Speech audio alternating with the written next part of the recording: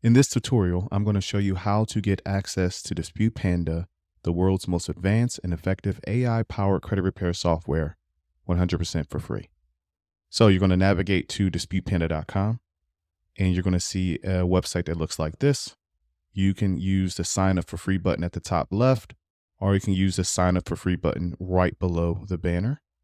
And it's going to bring you to a screen that looks like this. Once you're on this screen, you're going to enter your first name, last name, email, company name, or your name, the password you want to use to log in. You're going to confirm the password.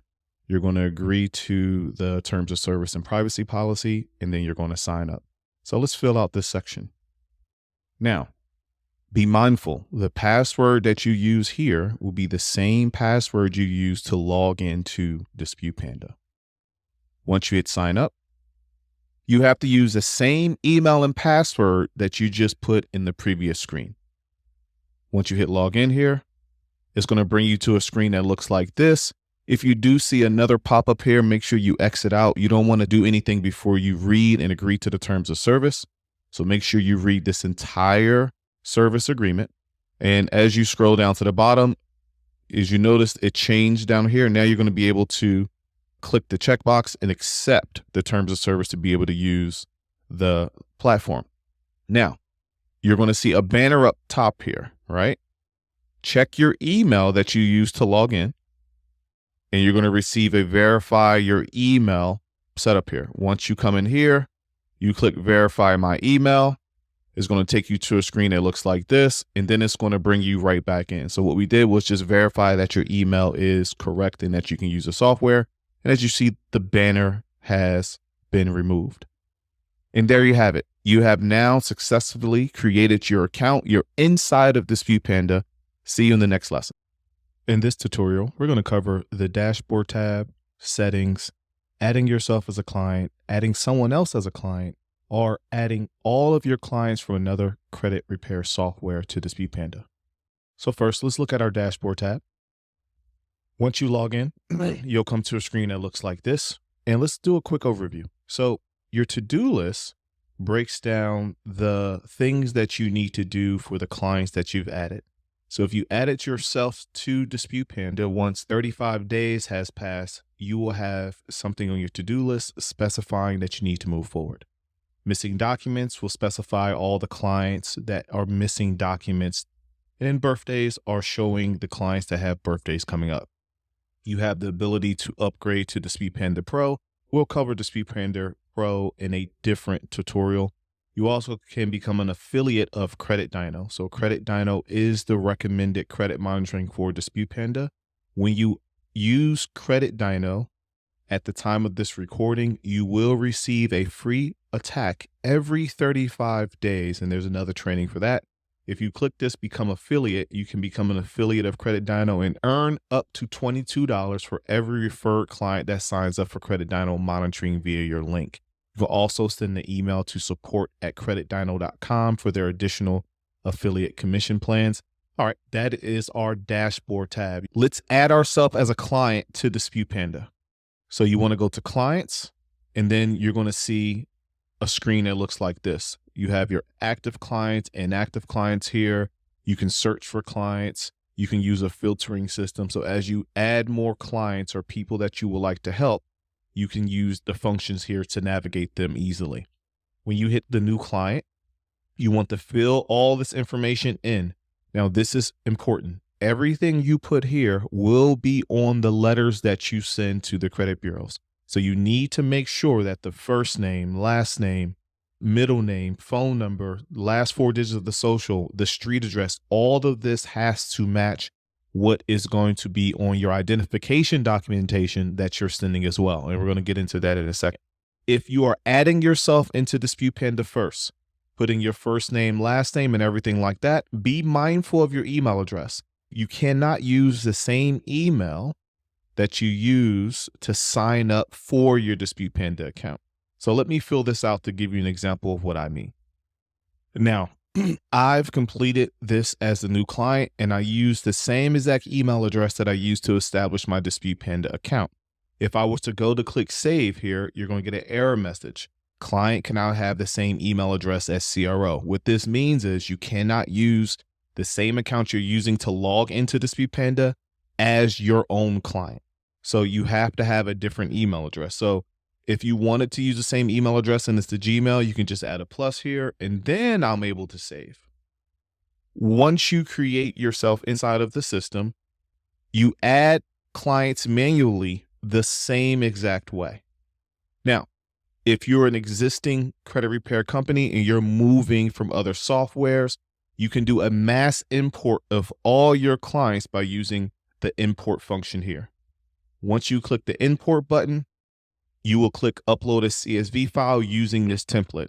So you can go to your other credit softwares, you can download your list in an Excel file, and then you want to modify that list to make sure it looks like this template. So let me open up the template for you.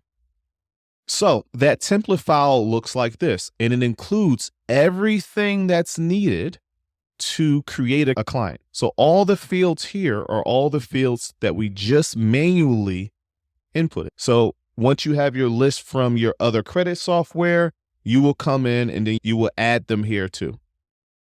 You just pretty much add a row. You'll put the email in, the first name, the middle initial, if they have one, the last name. Suffix is not required. Phone number is, your date of birth, your last four of your social, your street address, your city, the state. Put US as a country and then the zip code. Once you have this all done and complete, you simply will come back here. You will click upload CSV file, and then you will add the CSV file that you just saved with all your clients, and then everything will populate easily. If you are having issues doing a mass import, you can send an email to info@disputepanda.com. If you provide a CSV file or an Excel sheet with all of your clients, support can help you do a bulk import of your clients. So let's move on to once you have yourself added as a client. Now you're inside of the profile tab. Right? So the profile tab, this information is the same information that you added to the client list here. When you're in your documents tab, you want to include 3 forms of identification. And the 3 forms of identification that you will want to include, and the reason why you need to do this is because you do not want the credit bureaus to send you a stall letter or slow down your process. This is very important. Here's a list of documents that you should include. The ones in yellow are the ones that we recommend that you upload. A valid driver's license, a utility bill with the correct address that's on your driver's license, with your name on it that matches your driver's license, and your SSN. Including these 3 items are 1 from the proof of identification, 1 from proof of address, and then the other section gives you the best chance of getting the best results possible. Keep this in mind. The name on your profile or the name on your client's profile should match the name on the driver's license. The name on the driver's license and the profile should match the name on the utility bill. The name on the driver's license, the utility bill, and the profile should match the name on the SSN. Get it as close as possible. Some exceptions are the middle name. Sometimes you might have a middle initial. You might have your full name spelled out. The first and last name is what matters the most. Secondly, the address on your profile should match the address on your license, which should match the address on your utility bill. If you can get the names and the addresses to match across the board, this will give you a better chance at getting the results that you deserve. So the next step will be to upload your identification. You can left click, and I'm going to go to my file here, and I'm going to upload my driver's license. A screen like this will pop up, which will allow you to crop it. You want to make sure that when you upload your driver's license or your identification documentation, you don't leave any extras around there. So maybe you took a picture on your cell phone and you have some of the desk around it, or your client sent you something in and it has something in the background. This allows you to crop it out. You hit crop and save. It will go into the system blurry, but that's just for safety precaution. If you left click, you can see the document clear. these documents will go on your letters as well. So even though it's blurry here, that does not mean it will show up blurry on your letters. You can also upload any file type, even PDFs. So let's upload our proof of address, and I'm going to use a cell phone bill. Most likely the cell phone bill will come in a PDF format. If you go to your cell phone provider online, you can download the last statement. You don't want to include the full length of it. Once again, you don't want to waste paper because this will be appended to your attacks. You want to use this form to crop it down. So once you crop it down, you only want to show your name and your address. You don't have to include the full bill. You can do the same thing if this was a lease, if this was anything like that. Now, keep in mind, if you do upload a PDF, only the first page will show. So if you have a 3-page document PDF, make sure what you want to show up here is on the first page. And once again, you hit crop and save, and it's blurred out. The X's mean if you hit the X, it will remove the item. So if you needed to ever replace this. One other thing I would like to mention is that you want to make sure that your utility bill is no more than 90 days old. Don't choose one from 2 years ago, a year ago. 90 days and sooner is the best. And last but not least, in the other column, I'm going to upload that SSN. So once again, you want to crop it, nothing on the outside of it, crop and save. Now that you have your documentation in, you see that the attacks tab is blurred out. You cannot get to your attacks tab unless you upload 3 items. You need a proof of identification, proof of address, and you need a credit report. Our next step now is to get our credit report. The best credit report for Dispute Panda, the best credit report for getting results is no other than Credit Dyno. So your next step will be to navigate to the Credit Dyno website. And you can get there by going to creditdyno.com. Once you get here, you can sign up for a 7-day free trial. So you will click start today or sign up. You will fill out this information. You will receive an email and a password to log into Credit Dyno. So you can now do a 1-click import and get your free attack. So once again, at the time of the recording of this video, if you or your clients are using Credit Dyno, you get an attack for free every 35 days within Dispute Panda every time you use the 1-click import feature. Once you get your Credit Dyno credentials, you now need to import that inside of Dispute Panda. A few things to make sure of. Make sure that the username, the email that you use to sign into Credit Dyno is the same one. The password has to be the password as well. Make sure there's no spaces in the front or behind. So you will hit the drop down, you will click Credit Dyno, you will insert your username and password here.